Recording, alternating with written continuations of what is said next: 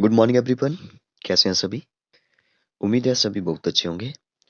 Today is 13th of February 2022 और day है Sunday. तो संडे है तो आज जो वो हम लोग एक टॉपिक और कुछ क्वेश्चन जो वो डिस्कस करने वाले हैं।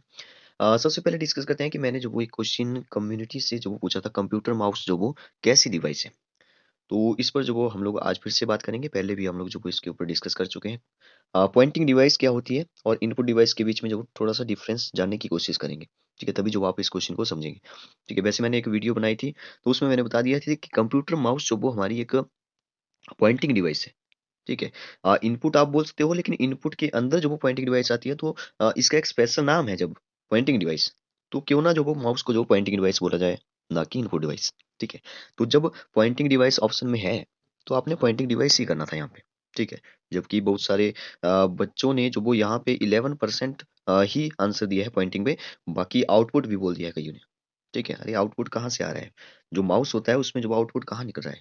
देखिए, जो इनपुट डिवाइस होती है, इनपुट डिवाइस ऐसी डिवाइस होती है जिसमें मतलब कि जिन डिवाइस से जो वो डेटा अंदर जाएगा।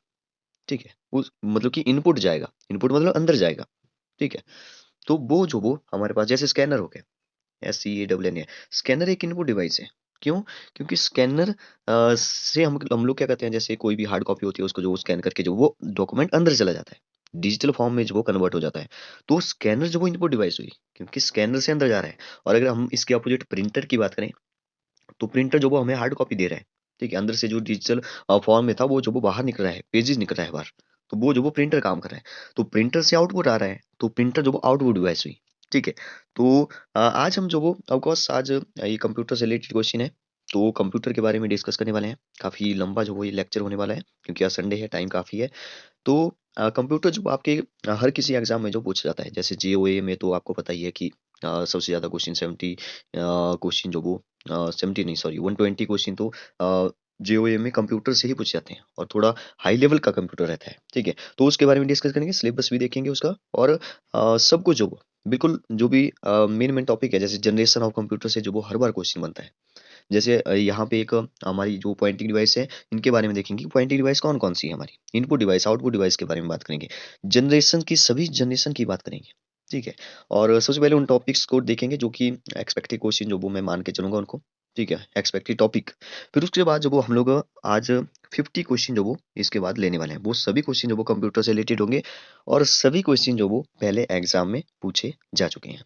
ठीक है, और उनको जो वो डिटेल में डिस्कस करेंगे, ताकि आपकी एक ही वीडियो में जो मैं समझता हूँ कि काफ़ी ज़्यादा जो आपकी तैयारी हो जाए।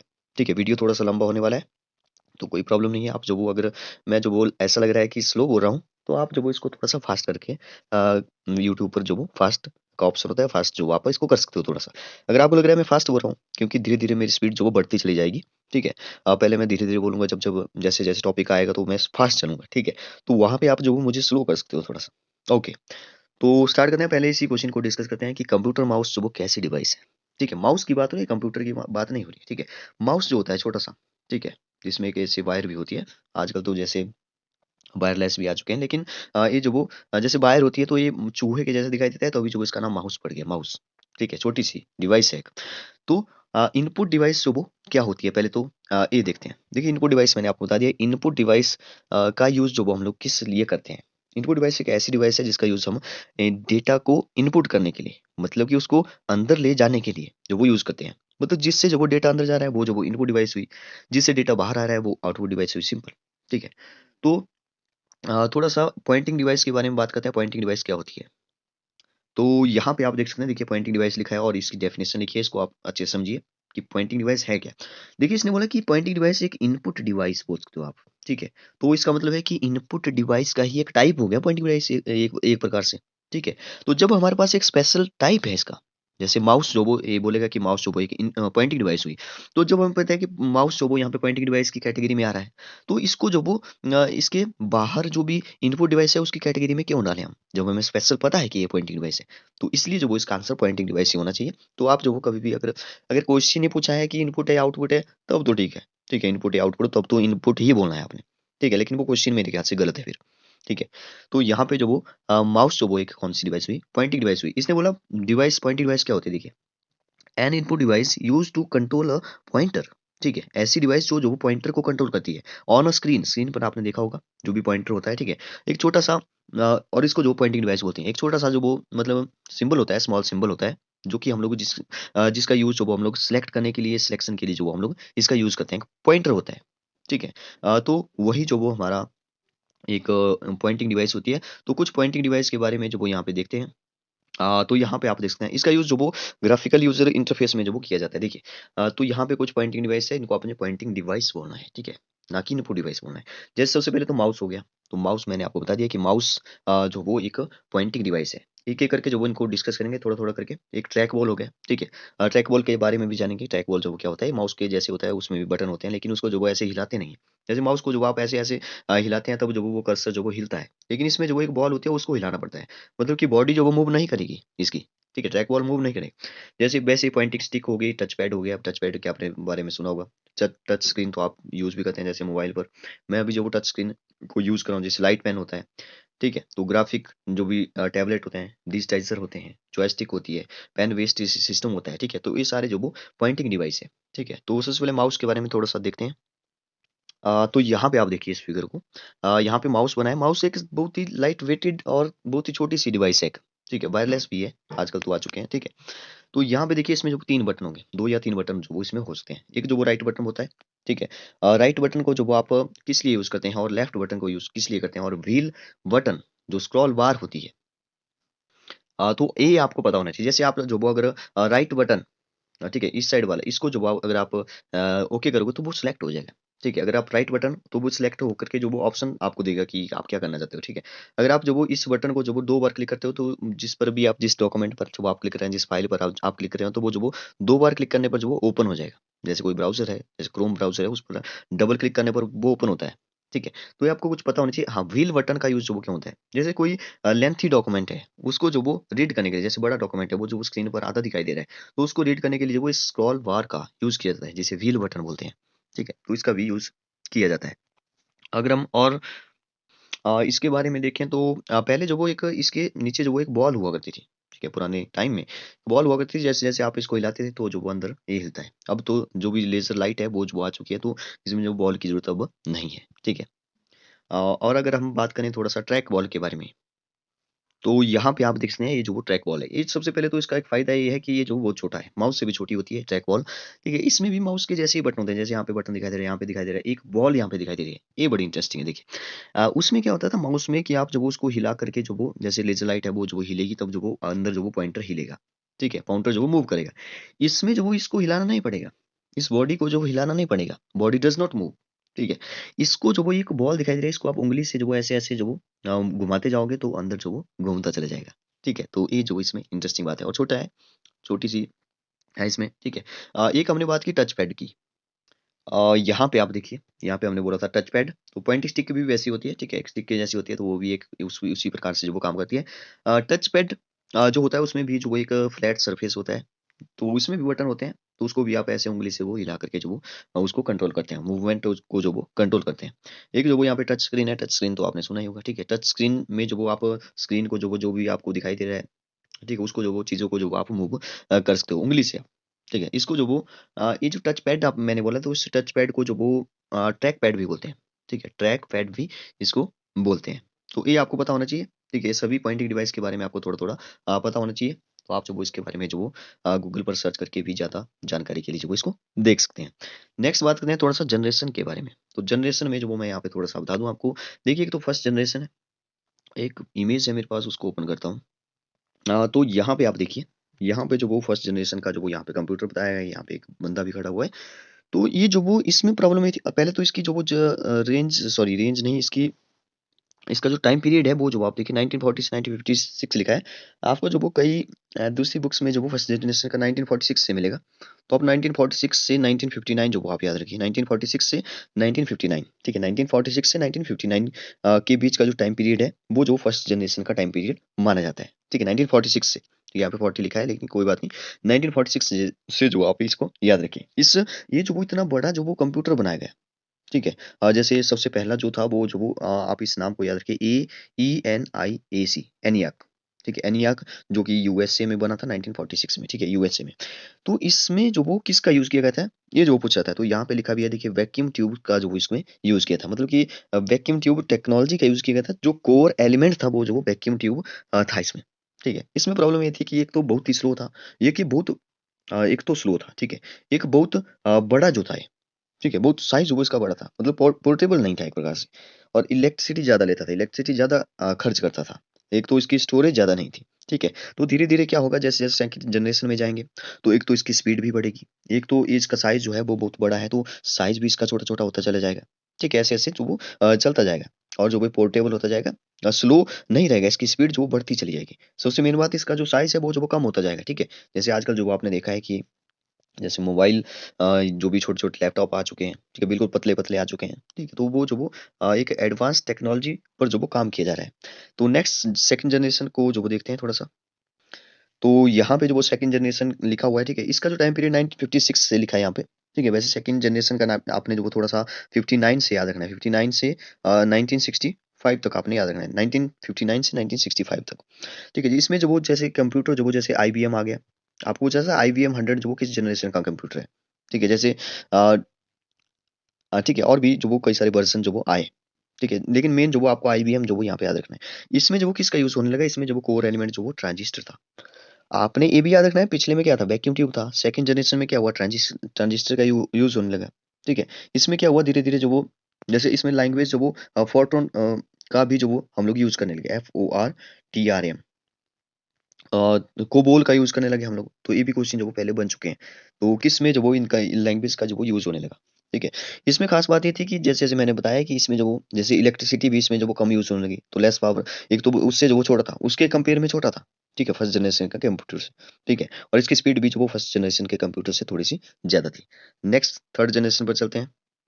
हाँ, तो यहाँ पे जो आप थर्ड जनरेशन का कंप्यूटर जो वो इस टाइप से आप देख सकते हैं। फिर जो वो इस टाइप का कंप्यूटर आ गया, ये भी देखिए जो वो बहुत बड़ा है, काफी पुराना जो वो यहाँ पे आप देख रहे होंगे। ऐसे जो वो आजकल आपको देखने में नहीं मिलेंगे शायद, बहुत ही पुराना जो वो होगा, तो आपको देखने में मिल जाएगा, कहीं ना कहीं रखा होगा।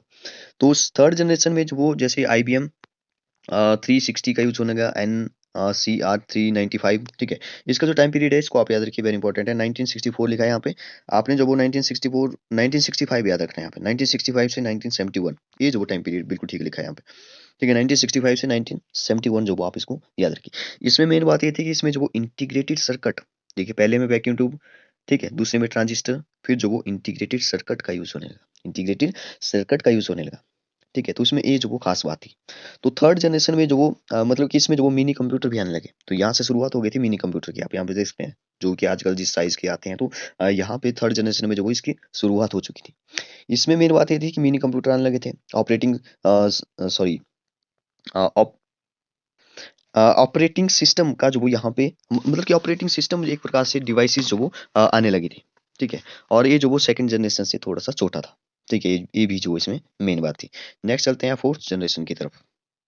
हाँ, तो यहाँ पे जो आप फोर्थ जनरेशन का जो वो कंप्यूटर देख सकते हैं, ये जो वो कंप्यूटर कुछ इस टाइप के थे, डेक हम 10, ठीक है, जैसे आजकल जो वो नाम है लैपटॉप, ठीक है, वैसे ही जो वो उसके उनके जो वो नाम रखे गए थे जैसे, तो इनके जो आपको ऐसे पूछे जा सकते हैं ये जो वो किस जनरेशन का कंप्यूटर है, तो एक दो जो भी मेन मेन है वो मैं आपको बता रहा हूँ।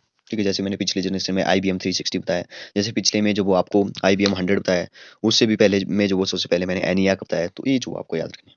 तो इसका जो टाइम पीरियड है फोर्थ जनरेशन का, वो जो वो आप 1971 से याद रखिए। यस, यहाँ पे लिखा है 1971 से लेकर के 1985 तक, 1971 से 1985 जो वो आप याद रखिए, वेरी इंपॉर्टेंट। और इसमें जो वो मैंने बता दिया डेक 10 और स्टार 1000 जैसे कंप्यूटर जो वो बने। इसमें जो वो मेन बात ये थी कि इसमें जो वो माइक्रो प्रोसेसर का यूज होने लगा। ठीक है, माइक्रो कंप्यूटर आ गया यहाँ पे, माइक्रो प्रोसेसर का यूज हुआ यहाँ पे, लार्ज स्केल इंटीग्रेटेड सर्किट का यूज हुआ। ठीक है, माइक्रो प्रोसेसर का यूज होने लगा यहाँ पे। और ये जो वो उससे उसके कंपेयर में पिछले वाले के थर्ड जनरेशन के कंपेयर से जो वो ये और छोटा हो गया, और इसकी स्पीड बढ़ गई। ठीक है, नेक्स्ट चलते हैं जो फिफ्थ जनरेशन है, या जो आज का जो फ्यूचर जनरेशन है। तो यहाँ पे आप देखिए आजकल जो भी कंप्यूटर है वो जो आपको कुछ इस तरह से आपको यहाँ पे CPU, माउस, कीबोर्ड, ठीक है, तो यहाँ पे स्क्रीन दिखाई दे रही है, तो इसको मॉनिटर बोलते हैं। ठीक है, इसको मॉनिटर बोलेंगे। तो ये जो वो हमारे पास यहाँ पे 5th जनरेशन का कंप्यूटर है जो आज हम यूज़ कर रहे हैं। तो फ्यूचर में फ्यूचर जनरेशन जो भी इसको जो बोला जाता है, इसमें जो वो C language, C plus plus language का जो वो यूज़ होने लगा, ठीक है? और इसमें जो वो इम्पोर्टेंट बात ये है कि इसमें जो वो आर्टिफिशियल इंटेलिजेंस टेक्नोलॉजी का यूज़ हुआ, ठीक है? या होगा अभी, ठीक है? तो यहाँ पे जो वो इम्पोर्टेंट बात है कि इसमें जो वो अल्ट्रा लार्ज स्केल इंटीग्रेशन का यूएलएसआई का यूज़ हुआ। जो भी मतलब कि कोर एलिमेंट है वो जो अल्ट्रा लार्ज स्केल इंटीग्रेशन था यहाँ पे, ठीक है? इसके नाम जो वो जैसे डेस्कटॉप हो गया, लैपटॉप हो गया, इसमें जो वो रैम और रोम आ गए। रैम और रोम का जो वो स्टोरेज के लिए जो वो यूज़ होने लगा, ठीक है? सेकेंडरी लैंग्वेज जो वो आप सॉरी सेकेंडरी स्टोरेज जो वो आप देख सकते हैं उसको दूसरी डिवाइसेज़ को, ठीक है? जैसे सी लैंग्वेज जो है वो जैसे सी, सी प्लस प्लस, जावा जो वो इसमें जो वो आ गई, ठीक है? तो ये हमारे फ्यूचर जनरेशन है। तो इसके बाद जो वो जैसे कि मैंने आपको बोला था कि थोड़ा-सा एग्ज़ाम्स के सिलेबस के बारे में डिस्कस करेंगे। फिर जो वो नेक्स्ट जो भी प्रीवियस ईयर के क्वेश्चन है 50, ठीक है? टॉप 50 जो वो हम लोग देखने वाले हैं, जो पहले एग्ज़ाम में पूछे जा चुके हैं। तो पहले एग्ज़ाम सिलेबस के बारे में डिस्कस करते हैं थोड़ा-सा। देखिए यहाँ पे लिखा है ऑब्जेक्टिव टाइप स्क्रीनिंग टेस्ट होगा आपका, 170 मल्टीपल चॉइस क्वेश्चन होंगे, ठीक है? 170 क्वेश्चन होंगे।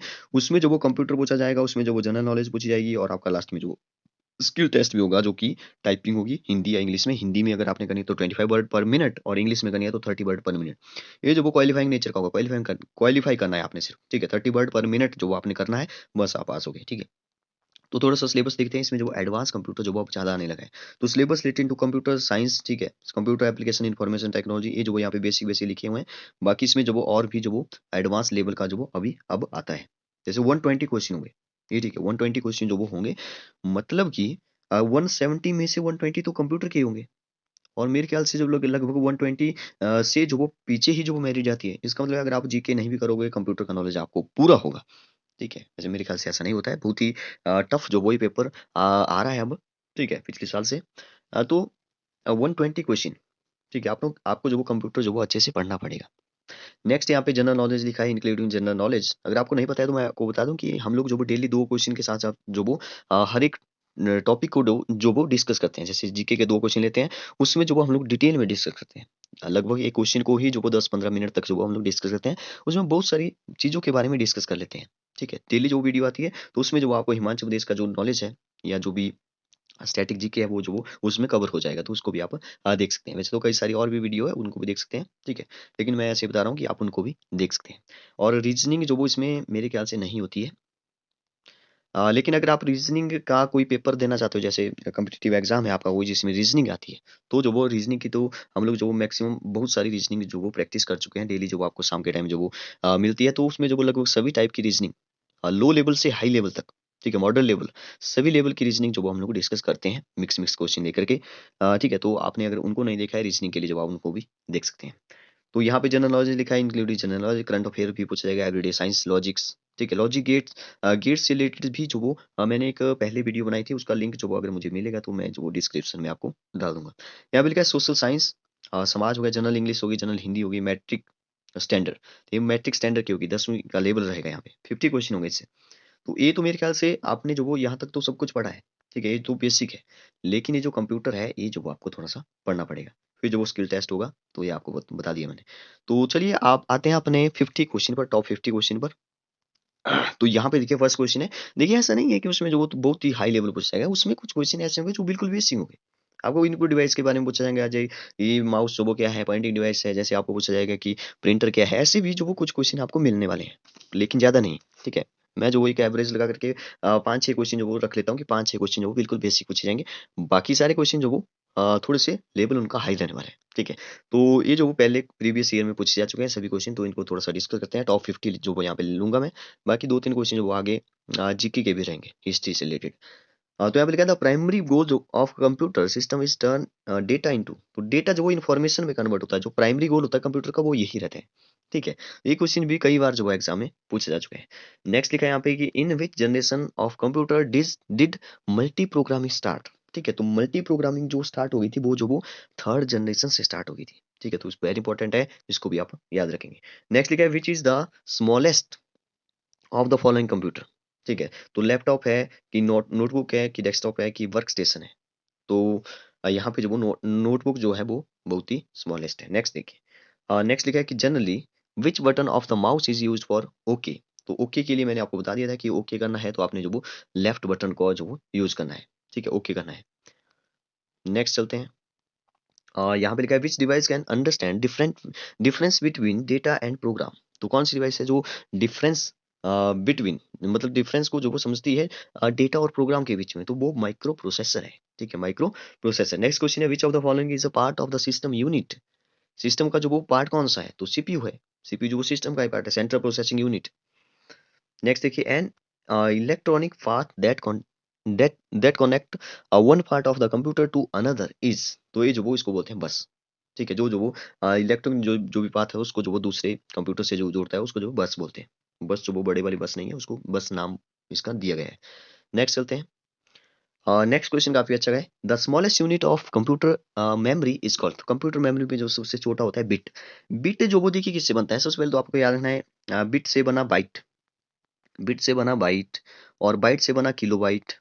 ठीक है, केबी केबी से बना एमबी और एमबी से बना एमबी से बना फिर उसके बाद टीबी। ठीक है, इतना जो वो आप सॉरी जीबी है पहले। जीबी आप याद रखिए, फिर जो वो टीबी याद रखिए, वैसे और भी है फिर इतना जो वो टीबी तक आप याद रखिए। ठीक है, तो बिट जो वो बिट के बाद जो वो बाइट बना, तो कितने आपको जाता है कितने बिट का जो वो बाइट बना, कितने बिट का बाइट बना। तो 8 बिट जो वो आपस में मिल करके ये जो वो बिट जो वो 0 और 1 से मिलकर बना, फिर जो वो 8 बिट 0 1 0 1 0 1 ऐसे करके जो वो 8 बिट से जो वो 8 बिट से एक बाइट बना। फिर जो वो एक बाइट से कितने बाइट मिलकर जो वो एक किलो बाइट बनाते हैं, कितने बाइट मिल करके मतलब कि किलो बाइट बनाते हैं। तो 1024 जो नंबर है वो आपने याद रखना है। जैसे एमबी मेगाबाइट कितने किलोबाइट से मिलकर बनता है। ठीक है, तो 1024 आपने याद रखना है। फिर से मेगाबाइट से किलोबाइट बना, तो कितने मेगाबाइट बना करके जीबी बनाते हैं। ठीक है, तो 1024 फिर से याद रखना है। फिर टेराबाइट आ गया, तो कितने जीबी जो मिलकर टेराबाइट बनाएंगे, तो 1024। तो ये जो आपको पता होना चाहिए। सबसे छोटा कौन सा होगा, बिट हो गया। ठीक है, मेगाबाइट जो यहाँ पे लिखा है, मेगाबाइट का मतलब है एमबी। एमबी एमबी के बारे में आपने सुना होगा, कितना एमबी जो आपने खर्च कर दिया। ठीक है, तो वही है। यहाँ पे लिखा है एमबी मतलब डेटा। तो यहाँ पे लिखा है compiler translate a program return in a high level language into. तो जो कंपाइलर होता है वो जो वो हाई लेवल लैंग्वेज को जो वो किस में कन्वर्ट कर देता है, तो मशीन लैंग्वेज में जो वो उसको कंप्यूट करता है। ये भी वेरी इंपॉर्टेंट क्वेश्चन है। नेक्स्ट यहाँ पे in M S DOS the command that is use to clear the screen is CLS। ठीक है, तो इसको आप याद रखिए, वेरी इंपॉर्टेंट। ये सभी क्वेश्चन इंपॉर्टेंट है। When more computer are connected at one place, तो इसको क्या बोलते हैं, एक ही प्लेस पर जब वो बहुत ज्यादा जब वो कंप्यूटर जब वो कनेक्टेड है आपस में। ठीक है, तो उसको लेन बोलते हैं। ठीक है, क्या बोलते हैं, लोकल एरिया नेटवर्क बोलते हैं उसको, लेन। एक वाइड एरिया नेटवर्क होता है वैन। ठीक है, तो इसको भी आप याद रखिए। नेक्स्ट नेक्स्ट है question number 13। The most important और powerful computer in typical network is. तो नेटवर्क सर्वर जो आपने याद रखना है। नेक्स्ट देखिए, नेक्स्ट है an alternate name for the completely interconnected network topology. तो ये जो mesh, MESH, a word in a web page that when clicked opens another document is hyperlink. Next देखिए when you cut or copy information it get placed in the clipboard। ठीक है, next देखिए 16 17 आ रहा है। which type of file is created by word processing program। तो document file. Which of the computer device used set of weeds to represent the unit of data। तो abacus जो आपने याद रखना है यहाँ पे। नेक्स्ट है expert system is the characteristics of which generation of computer. तो ये एक्सपर्ट जो वो कहाँ पे आ गया, फिफ्थ जनरेशन में, जो कि हमने पढ़ा कि फ्यूचर जनरेशन उसको बोलते हैं। ठीक है, अपने टाइम पीरियड के साथ साथ वो जो भी मैंने बताया आपको किस किस टेक्नोलॉजी का यूज हुआ, जैसे वैक्यूम ट्यूब हुआ, ट्रांजिस्टर हुआ। ठीक है, तो वो अपने साथ साथ में याद रखना है। मेरे ख्याल से एक ऐसा क्वेश्चन तो बनेगा ही। The flow of timing of data to the from the mean microprocessor is regulated by control pins. तो किससे कंट्रोल किया जाता है, रेगुलेट किससे किया जाता है, कंट्रोल पिन से। नेक्स्ट देखिए 21। विच of the following is an example of N input device. तो यहाँ पे मॉनिटर है, यहाँ पे स्कैनर है, यहाँ पे प्रिंटर है, स्पीकर है। स्पीकर से आवाज बाहर आ रही है, आउटपुट हुआ। प्रिंटर से भी डॉक्यूमेंट बाहर आ रहा है, आउटपुट हुआ। स्कैनर से इनपुट जा रहा है अंदर, स्कैनर से इनपुट अंदर जा रहा है। तो स्कैनर जो वो एक प्रकार से हमारी कैसी डिवाइस होगी, इनपुट डिवाइस हुई। यहाँ पे एक ऊपर लिखा है मॉनिटर। तो मॉनिटर को जो आप आउटपुट डिवाइस बोलते हैं, क्योंकि मॉनिटर पर जो भी हम लोग यहाँ पे डेटा डाल रहे हैं वो जो आपको शो हो रहा है, तो शो हो रहा है मतलब कि आउटपुट है। ठीक है, आउटपुट आ रहा है वो। विच of the following devices produce the, यहाँ पे लिखा है बेस्ट क्वालिटी ग्राफिक्स रिप्रोडक्शन। तो ये जो प्लॉटर, प्लॉटर जो बड़े बड़े होते हैं प्लॉटर, ठीक है, प्रिंटर से बड़े प्लॉटर होते हैं, जैसे आपने जो बड़े बड़े जो भी आपने देखे होंगे, पोस्टर देखे होंगे, तो वो प्लॉटर से ही जो वो बनाए जाते हैं। नेक्स्ट है which port can also use to connect two computers to transmit file. तो फायर वायर पोर्ट आपने याद रखना है यहाँ पे।